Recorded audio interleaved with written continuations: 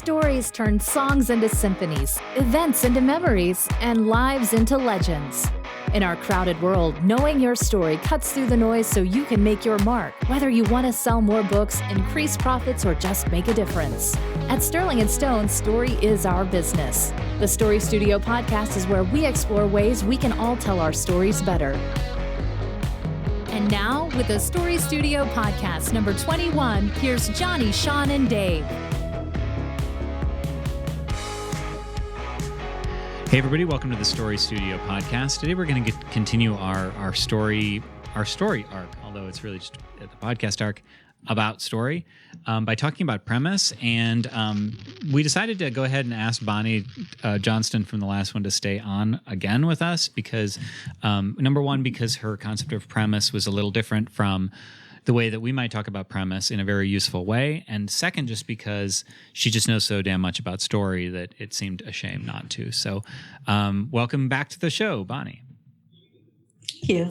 Hello, Bonnie. So maybe a good place to start is just maybe redefining, we did it in the last episode, but just redefining the way that you talk about premise versus the way that most people consider premise.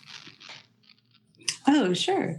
The way that I like to think about premises is not just like the what if of the world, which is always where I start, but also the different pieces that I have to involve the characters in the what if that's affecting the world, so that I can pull an external arc and internal arc out of those elements.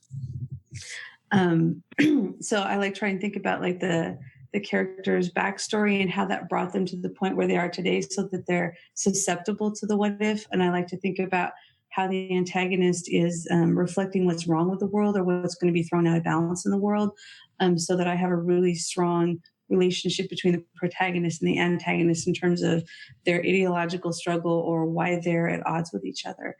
And usually that's kind of the starting point for me. I mean, I do develop in more detail after that, but I have to have those pieces before I go any farther, and I have to know that they're solid. How native do you think that is versus, I mean, not for you specifically, but just for the average author? How much of that do you think is learned versus they just kind of instinctively understand because this is the way stories are assembled and this is the way people behave? I think that a lot of people do kind of intuitively do it. If you've read a lot, you just kind of instinctively know that there are these pieces that have to show up in the story. But I think also, and I think that's true for everyone, plotters and pantsers, it's like some days the connection to the subconscious is really strong and the ideas just come. And some days it doesn't come, and it's hit or miss. And the frustrating part for me when I started writing was I couldn't understand why sometimes it hit and sometimes it missed. And figuring out how to make a strong premise right from the start was the key to figuring out how to making sure I was hitting it or to diagnose it when I was missing it. Yeah. If you look at Joel's last outline, the Legion one. Oh, yes. Right. What was special about that is all the character work because you had the disabilities. Basically, you had every single person in that story. You could see how they affected the other people in the story. And so once, like, I don't know if he started with kind of like setting, and I guess he had to by nature he kind of started with setting first. But it was almost immediately like, okay, well, that's just a setting. I'm only going to make it a premise by putting this cocktail of people together. And it seemed like very organic. That's why I'm asking instinct versus not, because I could see a lot of authors taking that exact same premise and calling it a premise. Okay, here's what this is about. This group of people under this circumstance, but they would have handled it so much differently, and it would have really been about the explosions or about the insurgents or whatever, instead of like that nucleus of something to actually care about. Yes, and I do think that I think it's unfortunate that premise actually gets used to describe multiple things. Some people just use it to describe the what if. Some people just use it to describe like your core story idea. And if all you have is an idea, you're not ready to start outlining yet. And I actually I had a lot of students saying, teach me how to plot. And I start working with them and I'm like, you don't need to know how to plot. You need to know how to make a premise, because the reason you got holes in your story is you don't have all the pieces when you start plotting. So I think that it's unfortunate that it gets used in so many different ways. So I would say, like, if you're not sure about what premise means, figuring out, just making sure you have enough to build an external arc and an internal arc in terms of story elements. If you've got that, then you have premise. Like, your premise will be in there. Can you give examples of a few, like maybe movies from the last 6 months? Because we all kind of have that shared vocabulary. So movies that got the premise right, like, from the poster or from the main idea, okay, they got that right. And then movies that just, no, you missed it. That's a wasted opportunity. I actually haven't seen a lot of movies recently. I think Infinity War is one that I have seen. I think they did get the premise right on that one. I think that movie had the potential to be a hot mess because it had like 50 main characters that all had to have their main role. Yeah, I think a lot of people early on, like when that trailer came out and showed all the people, a lot of people were like, oh, this is going to be a disaster. I checked out at that point.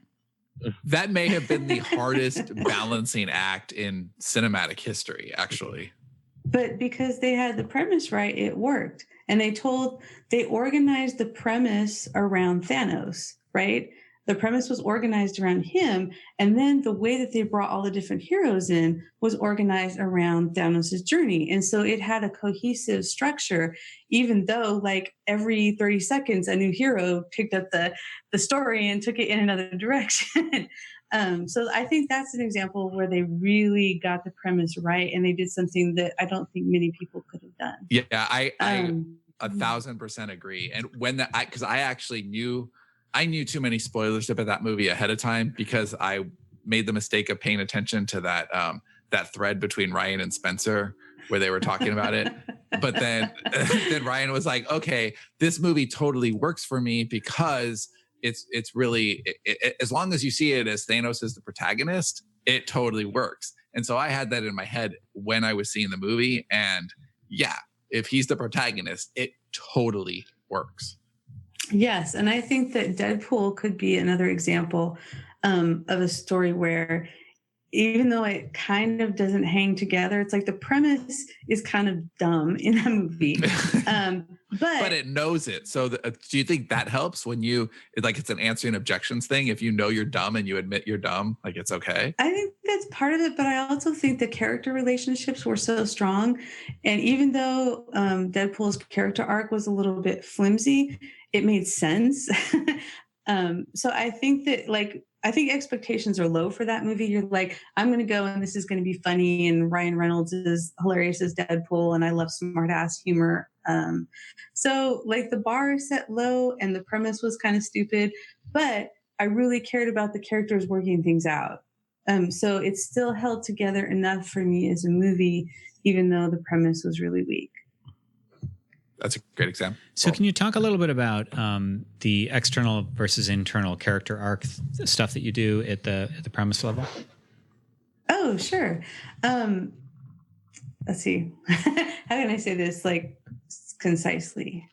I like to think of character arc and external arc as driving each other. And when I map out a story, I'm looking for points where the character is pushed out of their comfort zone and they have to do something different, and a point where that forces them to make a decision that is driving the story in another direction. So it's kind of like character arc. They go on a little decision dilemma cycle, and that pushes them into making a decision they wouldn't normally make.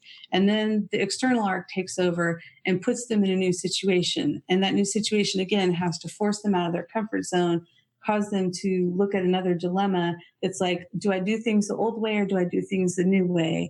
And that decision, again, has to be meaningful so that it affects what's going to happen next. And it's a little bit of work to go through.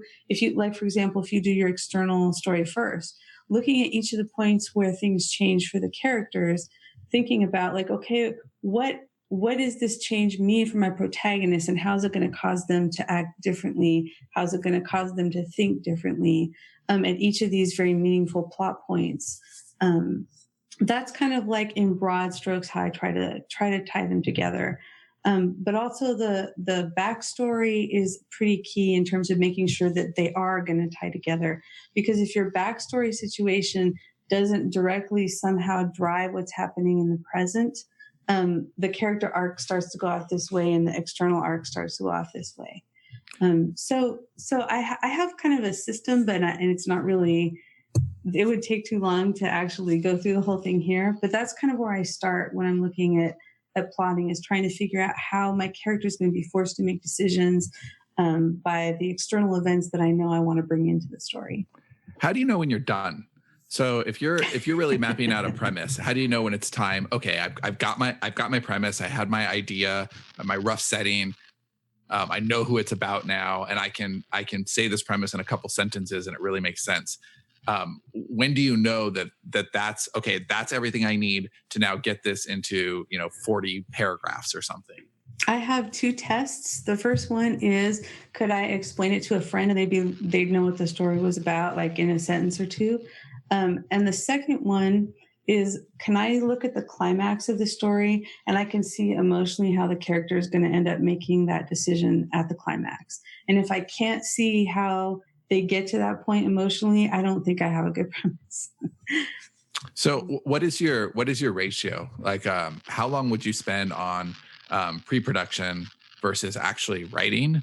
And what do you think that there's a good balance, or do you think that it's project to project because some things are just conceptually easier, so therefore you need less pre-production, and some just much more complicated? It's definitely project by project for me. But also I do a lot because I'm a plotter. I front load everything I possibly can. I could write a novel in 30 to 60 days that's in relatively good shape, but I might spend like 3 months of developing it while I'm working on other stuff. I just watched that in real time. Yeah. Right. And like I might have a binder, one of those 3-inch thick binders that has all my pre-work in it, and the novel might actually only be this long. Yeah. But for pantsers, there are people who do that all in edits, and that's just the way my brain works. But it's really a matter of how do you want to spend your time, because probably, like, let's say a project is going to take, I don't know, 200 hours. So do you want to divide that evenly between 100 hours of pre-production and 100 hours of writing, or nail through that draft 40 hours, but then you've got 160 hours to fix it? Because that's happened to probably most people listening to this right now. Yes. Well, and for me, it's also how many hours do I want to spend being stuck? Yeah. Because if I don't see where the story is going at the big picture level, I will hit like somewhere between 33 and 66% of the story between those two major plot points in Act 2, at the beginning of Act 2 and the end of Act 3. And that's the point where I always get stuck if I haven't thought certain things out in terms of the conflict and where the story is going in terms of the character's internal conflict. And like, it could take days to get unstuck. So I would rather spend days doing pre-production. I would too. And that's a newish thing. I mean, it's been evolving, but yeah, the depth that we're seeing from the outlines and the ease of now slipping into that and just writing without fear is kind of amazing. So I wouldn't have thought of this in terms of premise, but I would have thought of this as like character arc stuff, and we can revisit some of this when we get there. But the idea of knowing this in advance is a big deal, obviously. So can you talk a little bit more about sort of the old way versus the new way? You were talking about a character has a way that they used to be going after something and they have to realize, because that was kind of an epiphany for me, was that a lot of times a character arc is about facing themselves internally. This is the way that I think I'm going to get what I want, but then they have to have a shift inside where it's like, okay, no, there's this other way I have to learn to go after what I want. Yeah, and that was something that I really struggled with a lot during the first 5 or 6 years that I was writing fiction. And I was seeing it in terms of very, like you're talking about, in terms of external things that they want. And a light bulb kind of went off for me when I realized that the external things have to represent the way they're used to doing things, or the way they're used to thinking, versus the way that they need to think in terms of defeating the villain at the end. And I know some people express that in terms of, here's what I want, but here's what I really need. I like to think of it, it helps me more to think of it in terms of like, here's this fucked up belief that I have, and here is the belief that actually would make my life functional again. For me, that's the way that it helps to frame it. But I know other people don't. They like to do it in terms of competing wants or a competing want and an unconscious need. And I think it's just the way that you relate to the character. I think that subconsciously we tend to hook those things up all together. As long as we have a handle on one of them, the others will follow. Yeah, I'd like to dig into this a little bit, because I think that what you're talking about is something that a lot of writers have a difficulty like kind of bridging that gap. And it's actually a place we could explore with Dave, because Dave's really good at premise, or at least like the traditional idea of premise. Like, okay, here's this thing that's going to happen. Let's explore it. And the way that Dave and I will normally crack that nut is just getting on the phone and talking. Like, that's it. And we're not really talking about character arcs. We're kind of talking about what would be cool, which is a very different conversation, right? And that's why, you say, okay, I've seen enough of your outlines, guys. I know that cool things are going to happen, but that's not enough to tell the story. So what advice would you give to Dave? Like, let's say if we're not on a call and he's got this great premise and he wants to now take it to the outline level, what are the questions that he could start asking himself? What process? What is there a 1, 2, 3? I mean, I know that you have a very detailed process and that you can't get, in the weeds now at all. But is there like a simple, Dave could do this and then he could do that and then he could do that. And then so the next time he gets an outline, it'll be an exciting thing for him instead of a burden. Okay.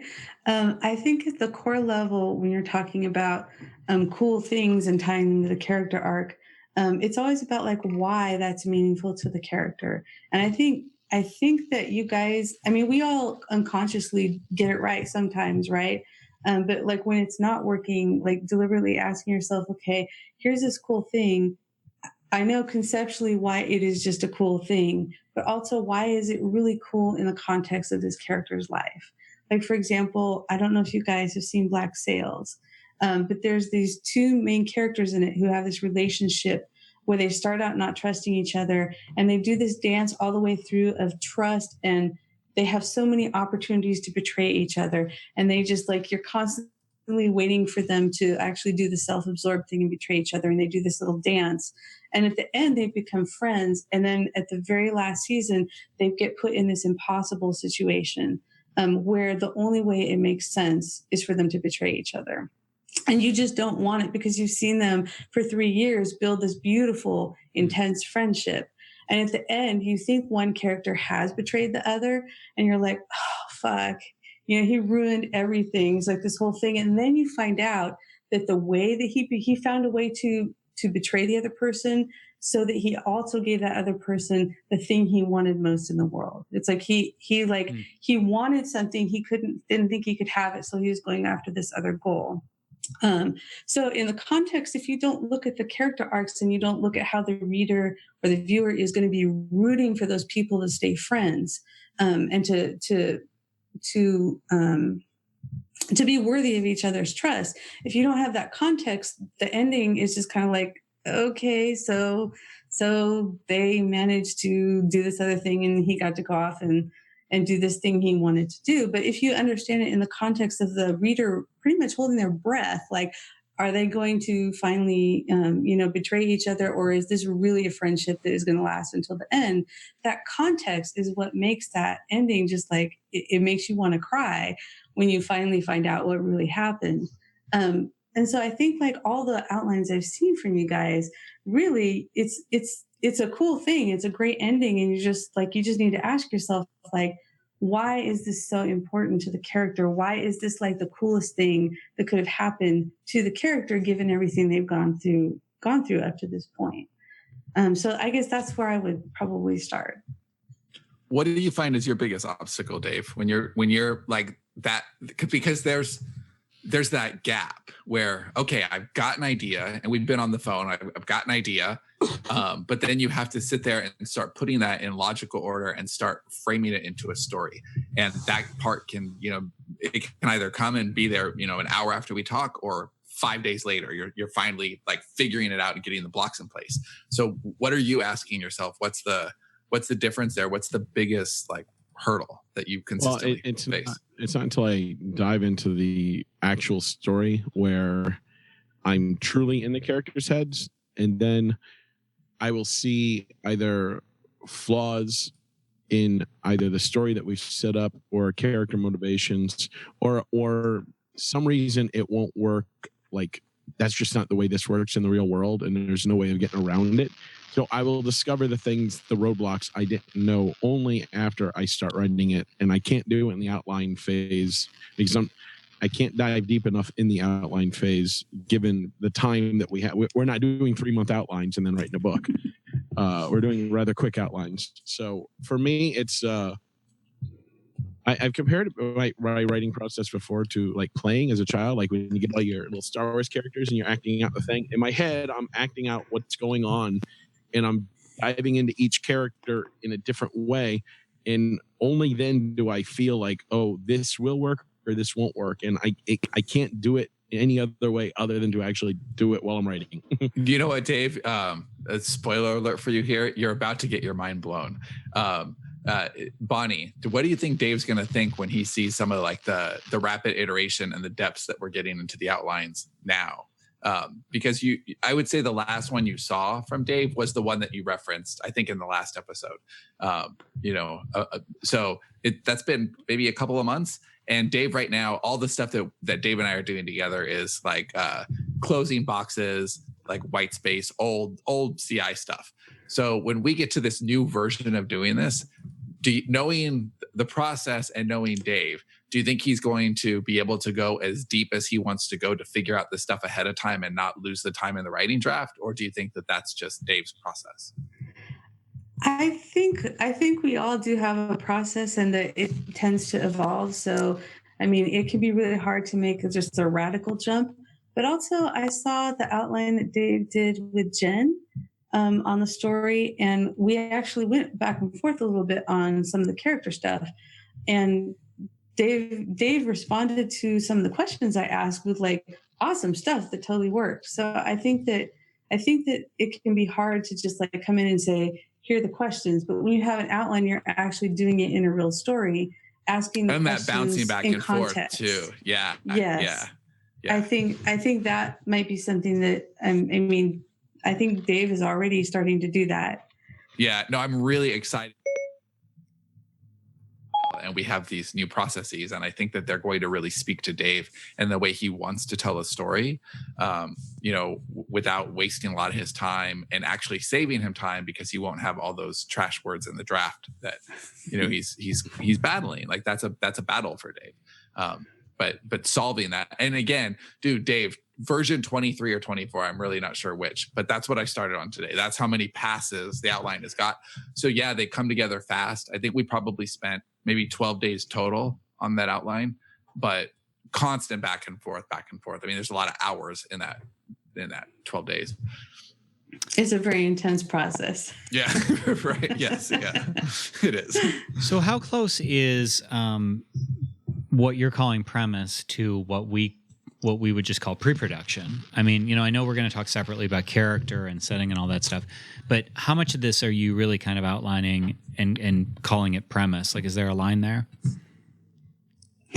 I haven't really thought about it in terms of line. It's just basically however much stuff I need to figure out so that I can start developing the characters, I guess. If I know how the character is going to get to the climax, that's enough for me to start figuring out who the character needs to be and start building the world. And I go back to premise sometimes. And in fact, like I think Sean has already kind of in the very first meeting that I talked with him about the Hunter's Files, he said some things to me that made me go back and change the premise. I didn't mean to make you change your premise, Bonnie. You're good. No, it was good. It was a really good change. I was trying to bring a romance line into it that didn't belong there. And something you said to me in the meeting, I was like, yeah, this totally defocuses his story. He's totally right about that. Well, okay. That's a good point too, because I was actually talking to Jen a couple of days ago, and I think I already shared this with you about the difference between storytelling instincts. And, different people have instincts, and you learn to rely on them or not, especially with the kinds of stories that you're going to want to tell. So, for example, I gave an outline. Okay, do you know the outline with the really weird 4-act structure that had like it had the snuff film storyline that we're not doing, but that complicated outline. Okay, so yes. I gave that outline to Dave, just mostly because I wanted to see if he had any reaction to it, and I knew he wouldn't like the outline because he doesn't like structures like that, and he shit all over. But he really likes snuff films, right? And then I thought, okay, well, really my learning thing here is why did I even give this to him? Because really I just ended up wasting his time because it's not there. But sometimes you want to give your work to somebody else who's going to give you a completely outside perspective, because there's tremendous value in that. And that's why I gave it to Dave, because I knew he would hate that outline. Now, he hated it so much I don't want to do it again. No, I refuse. but that is why, because I think that sometimes you want to give your work to its worst critic, because then you're going to get something that's going to point you in a better direction. And I actually remember that call now. So yeah, it's because I was outside of your story. And it's because, I mean, I do rely on your instincts. I think your storytelling instincts are razor sharp, but I think my instincts are pretty good, but I need you to make them better. And like, that's exactly it. I need Dave to make it better. I need Johnny to make it better. I need Jen. Everyone that I talk to in the company can help to improve my ideas. So your ideas are never, like, my job in the company is ideas, and I still need everybody around me to, make them better than they could be otherwise. So wherever you are in your premise, wherever you are in your story, people around you can help to mine the best out of your ideas. Yes, and even someone who doesn't like your type of story. I have a friend who mostly writes comic literary fiction, and he hates the genre I write in, but he always gives me a really clear vision of how someone, it's like, if he's confused, I've done a bad job, because like, he doesn't usually read fantasy. And so like, if he understands where I'm going with the premise, I've made it accessible. And that's really important, even though I know he's going to hate the premise. I still need that, Well, it is really good practice too. If you can confidently hold someone's attention and tell them a story, then you know that your premise actually has some weight to it. Yes, I agree. So what was the thing I was going to ask? About, and talk a little bit about pre-planning on story tropes and character archetypes, and just knowing some of that more nitty-gritty structural stuff before you began. Yeah. In terms of like the story types are great once you've got a premise, because they tell you like certain key events before you start plotting that have to be in there somewhere. But then I had a great conversation with Sean where we were talking about how you do that right and how you do that wrong with tropes and character archetypes. And Sean had some really interesting to say about like how not to use them. Well, I think that you don't want to do what everybody's already done, because I get the I don't know, the urgency or the impulse to be different and to say, I'm going to go out there, I'm going to be a writer. I want to write a story that's never been told before. I want to have characters that no one's ever seen before. And that's really, really hard to do. And it's you got to ask yourself, why are you even trying to do that? Because is that really a war that you want to win? A story that no one's told before? How about a story that people love and adore, and it's going to make $1 billion at the box office, right? James Cameron has never once tried to tell a story that's never been told. He's tried to tell stories that have been told in new and interesting ways that will attract the maximum number of people. Disney is in the business of telling stories that have been told 1 billion times before. Like, that's their business model. I mean, that's what it started with in 1938 when Walt Disney got Snow White and made a movie. He wasn't trying to make something original. He was trying to make something special. And so when you look at tropes, when you look at these storytelling cliches, it's worth it if you're a writer of any sort and you plan on writing genre fiction. It's worth just like blocking out an entire weekend and getting lost in tvtropes.org. Just go deep, understand what these different tropes are. I mean, they're all over the place, but it's like, I know, Bonnie, do you want to give like a handful of your favorite tropes, just from any genre, anything, just to kind of give language around what this means? Okay, well, in urban fantasy, some of the tropes I'm leaning on right now are like a magical council that's composed of like some people who are kind of assholes, having a hidden world beneath the mundane world. I have my protagonist. She's basically like a cop.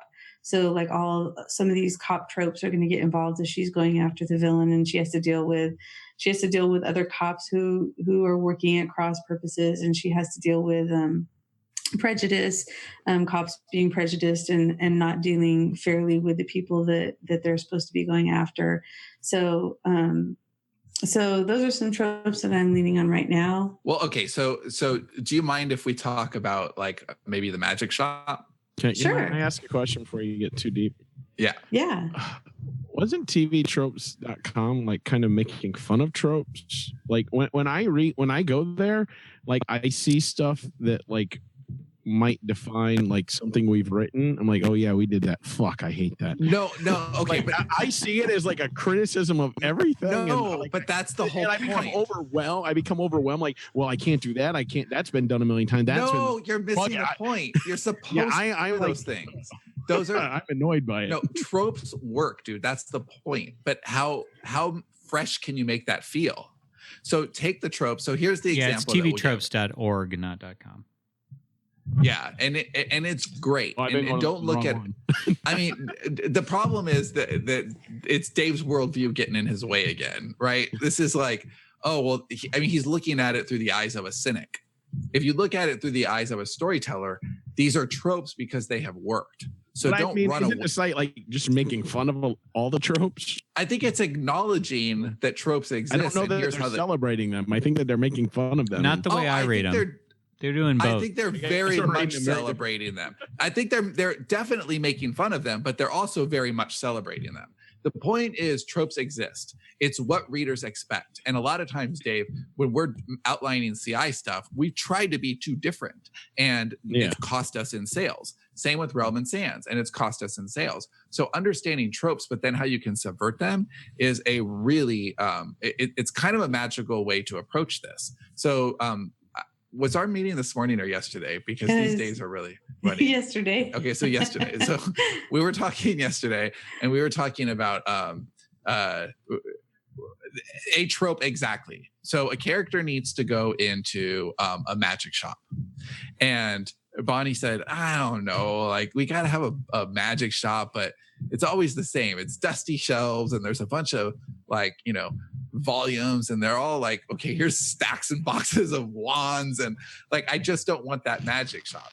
And so okay, that's fine, because readers actually expect that magic shop. So to not have a magic shop in this particular story is to avoid the trope, and that's a big mistake, right? Because now something is missing from your story. You can't have a mystery whodunit without a body. Like there are certain things that a story needs. And Bonnie's story, for the story she's trying to tell, very specifically in this spot, needed to have that magic shop. And she wanted to embrace the trope without being cliche about it.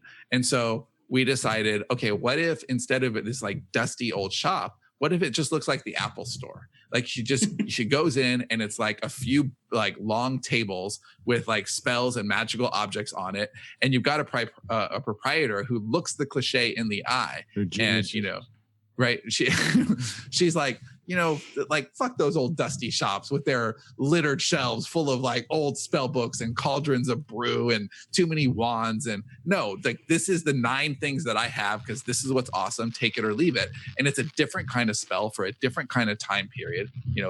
So it's a way to acknowledge what the reader is expecting and then giving them an upside down version of that. And that keeps them really engaged. They know what genre they're in, but they're having a good time there. So beyond everything that we've just talked about now, what would you say are maybe just in closing, the wrap, like what you really need to make sure you're handling in terms of your premise work before you get going? Actually, could we, Sean, could we talk a little bit about, because we have kind of talked about like making sure that you have enough to build an external and internal arc, But Sean, when we talked a couple months ago about premise, you had like this amazing insight about how you take a premise. Once you've got that idea relatively firmly, you make it big and then you make it small again by making it personal.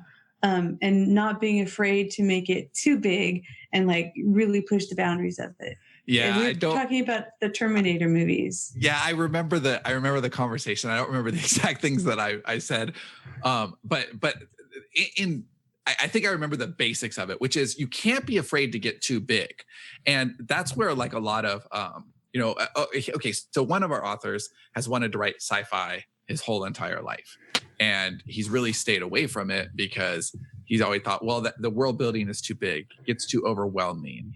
There's just too much to manage and too much to think about. And so that's kept him away from writing. And it doesn't have to keep you away from writing. Your world can get huge. I mean, it can get so big. And I know we talked about this story a lot lately, but it's just so good. And again, it's a really good example of this. So A Quiet Place.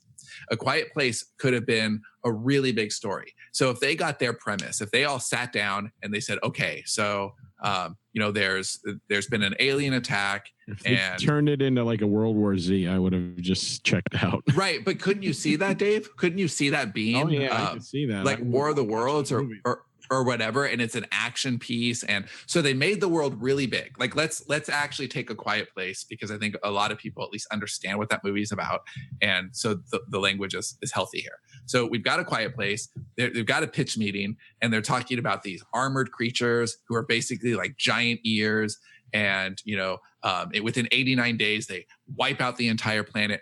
And Michael Bay is going to be a producer. Okay, we already have a pretty good idea about what this movie is going to be. But then John Krasinski's in the room and he's like, no, you guys, you're thinking too big. Let's make it small. So they made the world really big. They know what the creatures are. They didn't start small with, okay, so we got 4 people and they're stuck on a farm and there's monsters out. No, they started with the monsters and and there's this big, huge world out there and everything is a danger. And then they got small and they said, okay, tighten their focus. Yes. So if everything is a danger and sound is the number one enemy, what is the biggest danger that we can put our character in? Oh, I know, she'll be 8.5 months pregnant. Right? Like that, from the moment you see her belly, you understand how big the stakes are. And it really talks about everything that you've said, Bonnie. It's a character-driven premise. It got big before it got small, and it really nails it on a story level so that when you leave satisfied. Now, I know you haven't had the courage to go see it yet. I've seen it 3 times now. And it's been very interesting because the first time I was just absorbing it as a film and as a premise and watching the movie, and it was suspenseful and all of that. The second time I was watching it as an artist and I was deconstructing what was done. And the third time I was just smooth sailing, enjoying the story. And I fucking wept my way through that movie.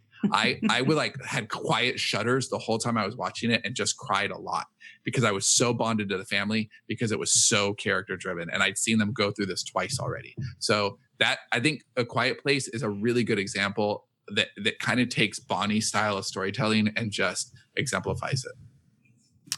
Well, all things come back to A Quiet Place. So now that we've circled back to it, predictably we'll finish up.